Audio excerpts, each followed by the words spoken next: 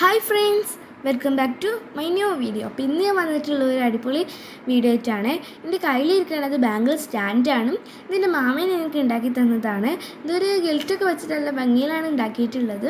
അപ്പോൾ ഇത് കുറച്ച് സെറ്റ് ചെയ്യാണ്ട് നമുക്ക് സെറ്റ് ചെയ്താലോ.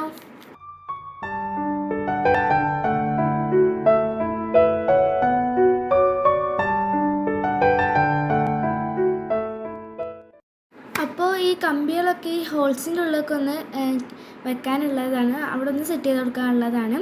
അപ്പോൾ എന്തൊന്ന് നമുക്ക് സെറ്റ് ചെയ്ത് വെക്കാം.